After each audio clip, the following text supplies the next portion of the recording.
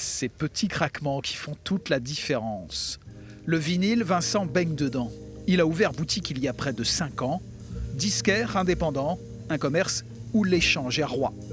J'avais vraiment besoin de voir des gens, de pouvoir discuter de ma passion et puis pouvoir écouter, et surtout écouter ce que les gens voulaient écouter. Je me suis rendu compte que je ne connaissais pas grand-chose par rapport à tout ce qui existait.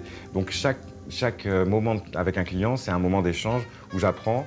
Avec 5,5 millions d'exemplaires vendus en France en 2022, le vinyle fait son grand retour. Les ventes ont doublé en 4 ans.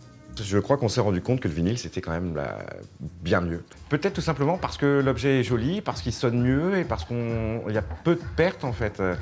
C'est sûr que sur un CD, le son est parfait, cristallin, qualitatif, c'est pas le souci. C'est qu'on n'a pas la même rondeur, on n'a pas la même profondeur.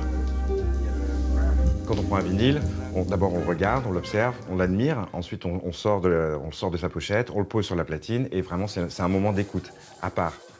Dans les bacs, beaucoup de rock et de musique du monde. Il y a des choses un peu plus exotiques, comme cet album de reggae japonais, qui est vraiment super bien fait, très bien produit. Ce qu'il faut savoir, c'est que les Japonais, quand ils produisent un disque, ils mettent vraiment le paquet.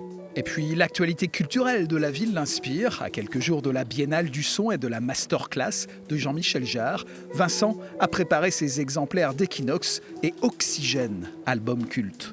Oui, je crois que ça a vraiment fait de lui, de Jean-Michel Jarre, un artiste pop à ce moment-là, avant que l'électro soit vraiment défini comme électro.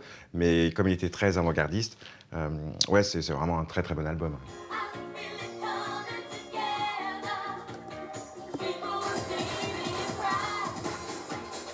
Vincent a épousé le vinyle. Sa boutique résonne aussi de ses compos.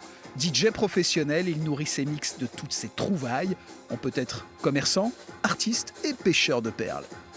En fait, je crois que c'est même le cœur de ce métier, c'est de pouvoir apporter à l'auditeur, au client, en fait, le disque de sa vie, entre guillemets.